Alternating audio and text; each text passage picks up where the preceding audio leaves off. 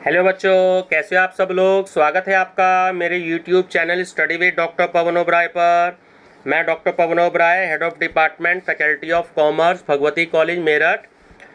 Viewers, आज इस video में मैं आपके लिए जो है सीसीएस यूनिवर्सिटी मेरठ में जो बीकॉम थर्ड ईयर में आपका कॉर्पोरेट अकाउंटिंग का जो एग्ज़ाम होता है एमसीक्यू सीरीज़ में, तो उसका मैं चैप्टर 5 आपको हिंदी मीडियम वाले स्टूडेंट्स के लिए लेकर के आया हूँ, क्योंकि एक मैंने सीरीज़ स्टार्ट कर रखी थी। तो उसमें मैंने 4 चैप्टर करा दिए थे। तो जो स्टूडेंट फर्स्ट टाइम मेरा चैनल देख रहे हो तो मेरा channel study with doctor Pavan Oberoi को जरूर सब्सक्राइब कर लीजिएगा, लाइक और शेयर भी करते रहिएगा, जहां पर आपको मिलेंगे 58,000 से ज़्यादा एमसीक्यूज़, जिसमें कंपटीशन के क्वेश्चन भी हैं और सीसीएस यूनिवर्सिटी मेरठ के सभी आपको 6 के 6 सब्जेक्ट्स के हिंदी मीडियम, इंग्लिश मीडियम और प्रीवियस ईयर के सारे आपको सोल्ड पेपर 2013 से लगभग 2014 से लगभग सारे आपको क्वेश्चन पेपर्स मिलेंगे। काफ़ी सारे क्वेश्चन पेपर्स हिंदी इंग्लिश दोनों में हैं। जैसे बुकलेट मिलती है, कुछ क्वेश्चन पेपर्स हिंदी मीडियम में हैं और कुछ क्वेश्चन पेपर्स इंग्लिश मीडियम में हैं। ठीक है व्यूवर्स, तो आप मेरी सभी स्टूडेंट्स प्लेलिस्ट जरूर विजिट करिएगा। 4-5 दिन से मैंने वीडियो नहीं दी थी कॉमर्स में, क्योंकि जो मेरे साथ आर्ट साइड के बच्चे जुड़े हुए हैं बीए के, खासकर थर्ड ईयर के सीसीएस यूनिवर्सिटी मेरठ के, तो उनको भी प्रॉब्लम आ रही है। तो मैं उनके लिए भी, आप देख रहे हो कि दो तीन वीडियो जो है मैं डेली अपलोड कर रहा हूँ, तो उनके लिए भी मैं वीडियो प्रोवाइड करा रहा हूँ। तो इसलिए कॉमर्स की वीडियो जो है वो मैंने थोड़ी सी कम कर दी पिछले 5-6 दिन से। तो एक बीकॉम की वीडियो और एक एमकॉम की वीडियो और 2-3 वीडियो आपकी जो है बीए की, ठीक है ना। तो ये ही मैं प्रोवाइड कराऊंगा, ठीक है। दूसरा, बीएड एंट्रेंस का एग्जाम आगे हो गया है, तो बीएड एंट्रेंस अगर आप सभी स्टूडेंट्स ने भरा है तो आप मेरी प्लेलिस्ट से क्वेश्चन जरूर विजिट करिएगा, क्योंकि ऐसे ही क्वेश्चन आपको एग्जाम में देखने को मिलेंगे, ठीक है। जो प्रीवियस ईयर में आए हुए क्वेश्चन हैं सीसीएस यूनिवर्सिटी मेरठ के, स्पेशली उनको जरूर पढ़ के जाइएगा। जिस दिन आपका बीएड का एग्जाम हो उससे 2-4 दिन पहले बीएड एंट्रेंस का, तो उसको आप जरूर पढ़ के जाइएगा, ठीक है ना। बहुत सारे क्वेश्चंस की हेल्प मिलेगी और वैसे भी बहुत सारे क्वेश्चंस बीएड एंट्रेंस के लिए ऑलरेडी मैंने पहले से ही दे रखे हैं कॉमर्स के, ठीक है। चलिए, तो 241 क्वेश्चन तक जो है वो मैं ऑलरेडी दे चुका हूं, तो आप कॉर्पोरेट अकाउंटिंग की प्लेलिस्ट विजिट करके देख सकते हो, ठीक है। तो हम आगे डिस्कस कर रहे हैं। क्वेश्चन 242, कर्मचारी क्षतिपूर्ति कोष है, तो आयोजन होता है प्रोविजन। बंधक ऋण दिखाया जाता है, जो मोर्टगेज लोन होता है ना, तो वो दिखाया जाता है बैलेंस शीट के दायित्व पक्ष में, यानी लायबिलिटी साइड में। आयकर के अग्रिम भुगतान को दिखाना चाहिए। तो देखिए, आयकर जो advance payment of income tax है, तो उसको बैलेंस शीट के एसेट साइड में दिखाना है आपको, ठीक है ना। ध्यान रखेंगे, क्वेश्चन एग्जाम में 3-4 बार आया हुआ है कि जो आपकी बैलेंस शीट होती है उसको एसेट साइड में, ठीक है। चलिए, ध्यान रखेंगे। नेक्स्ट है, लाभ हानि नियोजन में कौन सी मद दिखाई जाती है, ठीक है। तो ये है कि सामान्य संचय में किया गया अंशदान। प्रस्तावित लाभांश है, तो प्रस्तावित लाभांश जो होता है वो एक चालू दायित्व होता है, करंट लायबिलिटीज।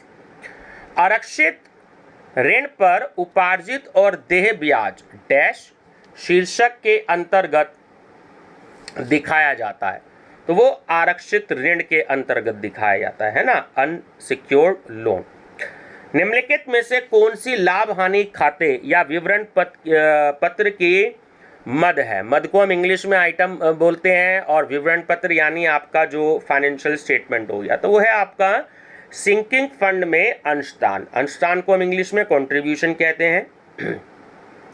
भविष्य निधि है एक, क्या है, एक आयोजन, प्रोविजन। कौन सी चालू संपत्ति नहीं है। देखिए, जो गुडविल है ख्याति, वो चालू संपत्ति नहीं होती। निम्न में से कौन स्थायी संपत्ति की श्रेणी में नहीं आता है। देनदार, डेटर्स, ठीक है। बच्चों, एक चीज़ और बताऊं, कई बच्चे कहते हैं कि वीडियो क्लियर नहीं होती है, तो मैं आपको बात बता दूं, तो आप जब वीडियो चल रही हो तो उस पे वीडियो पे कहीं भी प्रेस करना, 3 डॉट ऊपर आएंगे, उसको प्रेस कर दीजिएगा। नीचे आप मेगापिक्सल का ऑप्शन आएगा, ठीक है, तो आप मेगापिक्सल देख लीजिएगा। मैं जो मेगापिक्सल करके रखता हूँ एक्चुअली जो है 720 पे करके रखता हूँ, तो इसलिए क्लैरिटी बहुत ज़्यादा अच्छी होती है। तो बस वो जो है नेट जो है वो थोड़ा सा ज़्यादा लगता है उसमें।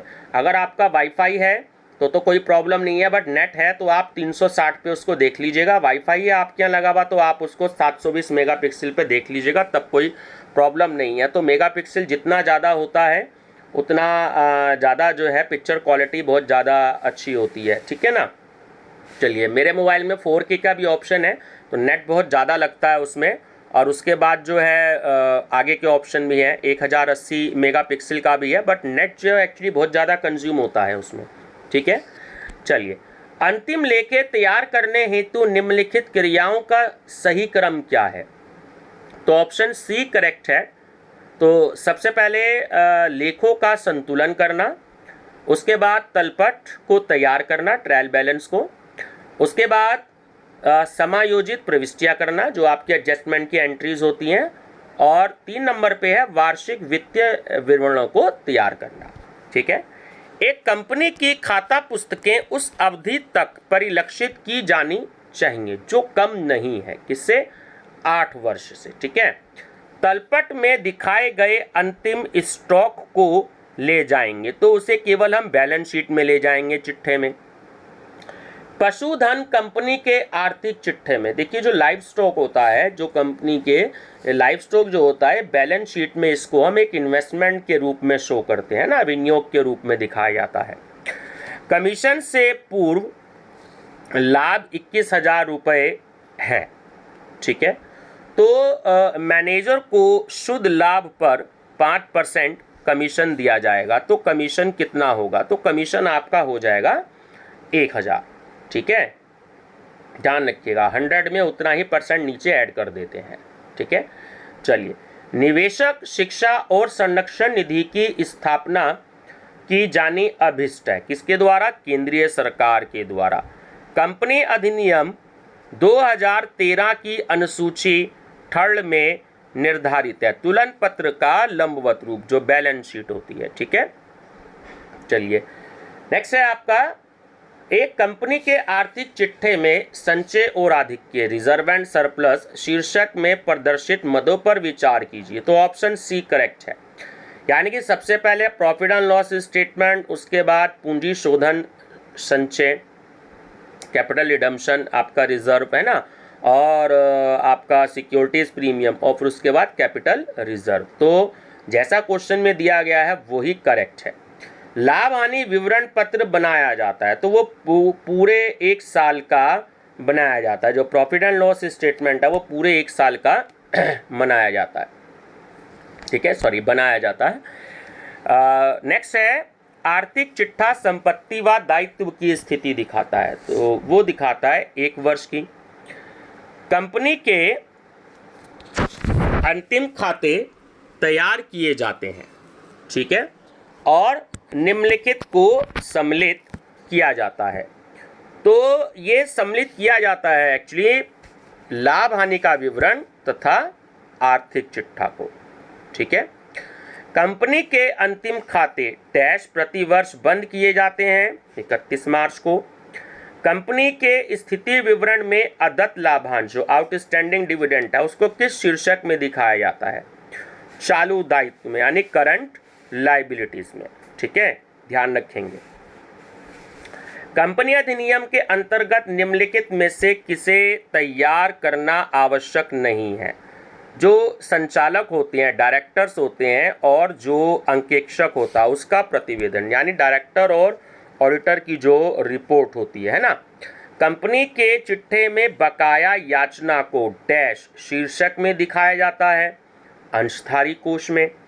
कंपनी के चिट्ठे में अग्रिम याचना को डैश शीर्षक में दिखाया जाता है, जो आपकी एडवांस कॉल होती है उसको चालू दायित्व में, करंट लायबिलिटीज में दिखाया जाता है।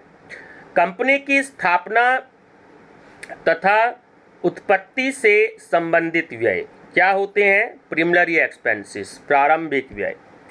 कंपनी के स्थिति विवरण में कंप्यूटर सॉफ्टवेयर को उपशीर्षक डैश उपशीर्षक में दर्शाया जाता है, तो वो होती है मूर्त संपत्तियाँ, ठीक है, टेंजिबल एसेट्स, मूर्त संपत्तियाँ। बाजारीय प्रतिभूतियों को लिमिटेड कंपनी के स्थिति विवरण में डैश के शीर्षक तथा उपशीर्षक के अंतर्गत दिखाया जाना चाहिए। तो वो होता है गैर चालू संपत्तियां, ठीक है, माइनस स्थायी अमूर्त संपत्तियां, ठीक है। अंश वारंट्स हेतु प्राप्त राशि कंपनी के चिट्ठे में डैश शीर्षक के अंतर्गत दिखाई जाती है। तो अंशधारी कोष।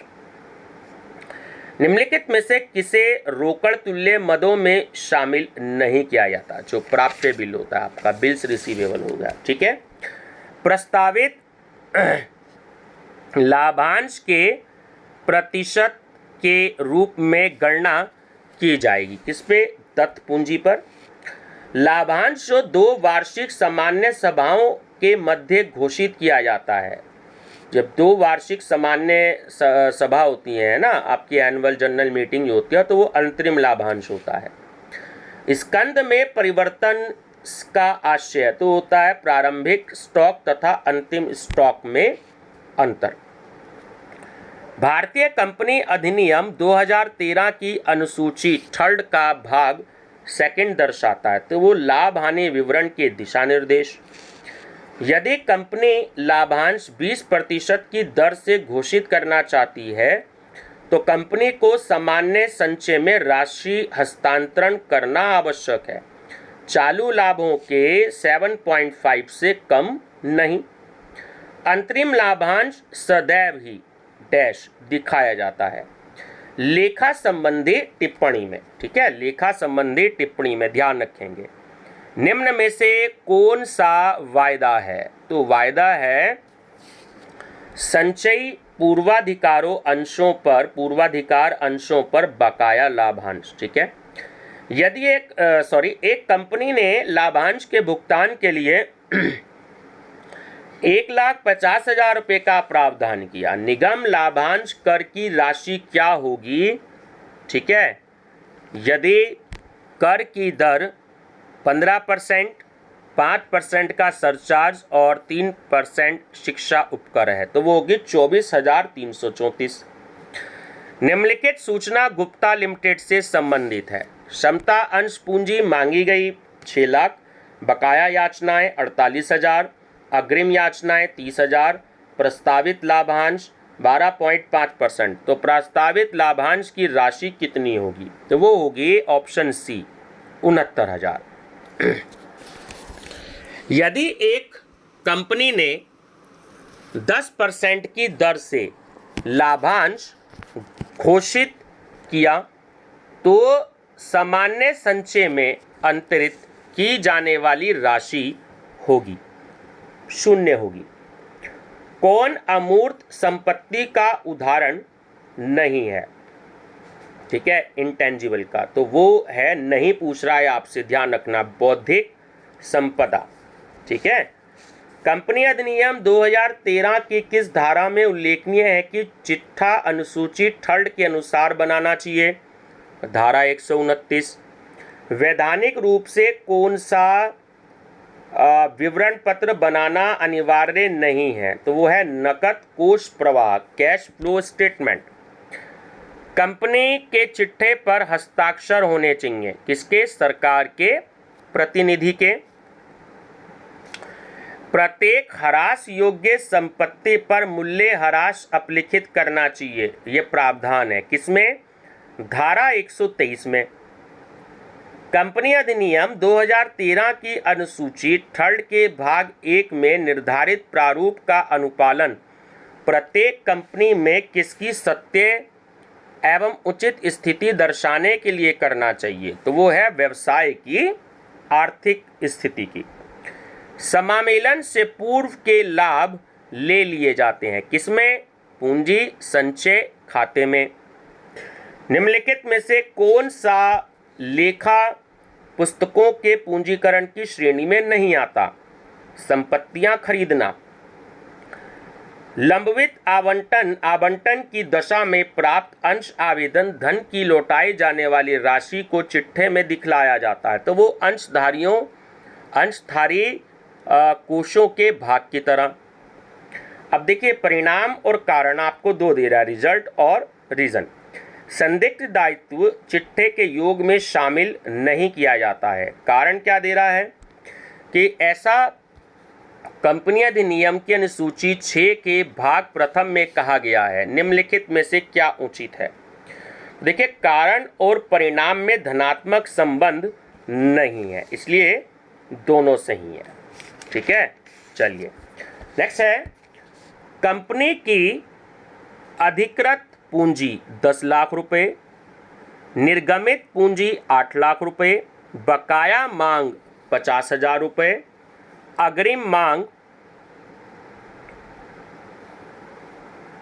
ये पूरा नहीं आया है, 5,000 है। ठीक है, 1 जीरो इसमें मिसिंग है। ठीक है, तो ये है 5,000 रुपये। तो घोषित लाभांश जो होगा 10% है ना, तो लाभांश की राशि कितनी होगी? तो वो होगी 75,000। देखिए 2014 का मैं ये करवा भी चुका हूँ आपको क्वेश्चन पेपर, अगर आपने विजिट ना किया हो तो मेरी प्लेलिस्ट में विजिट भी करिएगा।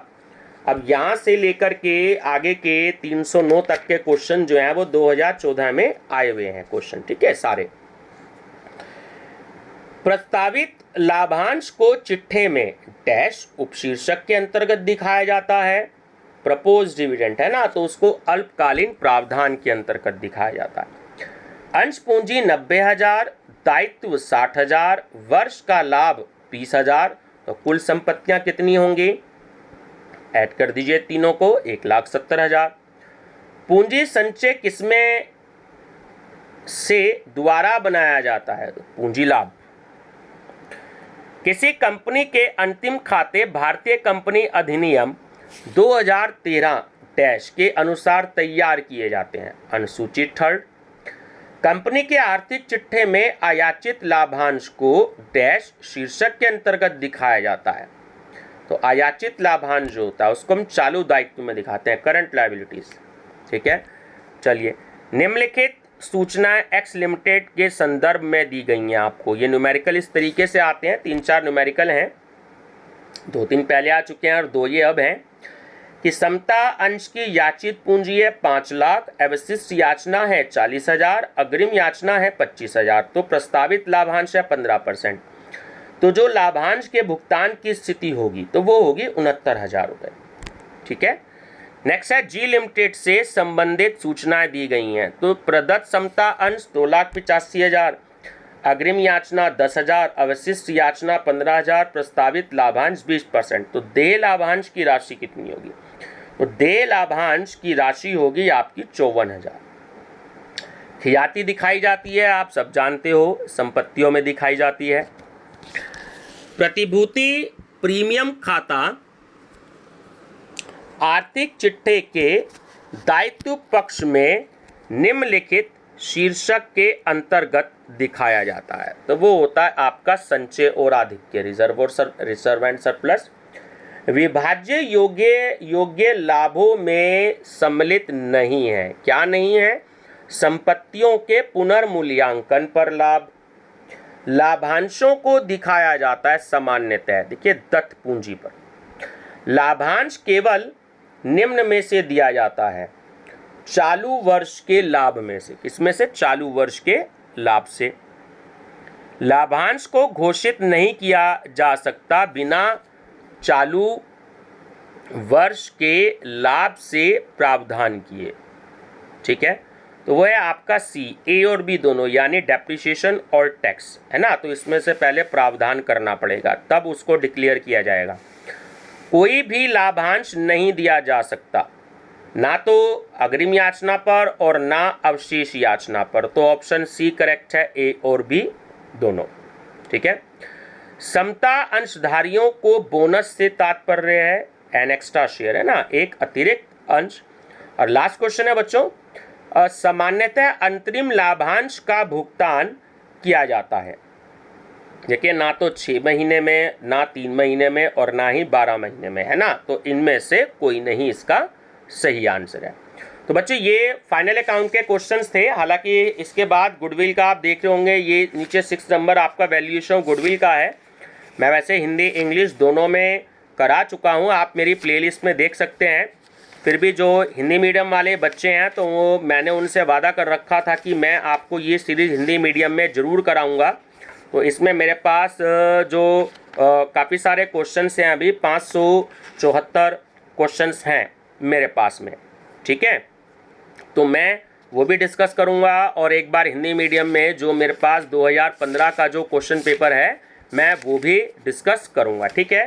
तो थोड़ा सा आर्ट साइड के बच्चों को भी वीडियो प्रोवाइड करवा रहा हूँ, उनके लिए भी जरूरी है। आपको तो पिछले 7 महीने से मैं करा ही रहा हूँ, तो इसलिए जो है एक वीडियो मैं आपको जो है लगभग कोशिश करूँगा कि डेली दी जाए, एक बीकॉम वालों को, एक एमकॉम वालों को, और बाकी 1-2 वीडियो आर्ट साइड वालों को, बीए वालों को, ठीक है ना बच्चों। वीडियो पसंद आए तो लाइक शेयर सब्सक्राइब जरूर करते रहिएगा अपने फ्रेंड सर्कल में, क्योंकि पेपर जरूर होंगे थर्ड ईयर के, BA BCom BSc third year के जरूर होंगे, MA MCom MSc second year के, रेगुलर और प्राइवेट के जरूर होंगे। अभी सरकार ने या यूनिवर्सिटी ने ऐसा कोई सर्कुलर या नोटिफिकेशन जारी नहीं किया है कि फर्स्ट और सेकेंड ईयर वाले स्टूडेंट्स को प्रमोट करके नेक्स्ट क्लासेस में आगे पास कर दिया जाएगा। अभी सिर्फ ये अखबार में आया है, जो मैंने परसों न्यूज़ दी थी उस वीडियो में, अगर किसी ने ना देखी हो तो आप देख लें, ठीक है। परसों मैंने वीडियो बनाई थी, तो वो है कि अभी नोटिफिकेशन आया नहीं है सरकार की तरफ से। जब तक नोटिफिकेशन नहीं आएगा तब तक आप ये मान के चलें कि आपको एग्ज़ाम देने हैं। तो अभी हम नोटिफिकेशन का इंतज़ार कर रहे हैं, जैसे ही नोटिफिकेशन आ जाएगा मैं आपसे वीडियो में ज़रूर डिस्कस करूँगा ना, ठीक है ना बच्चों। Thank you.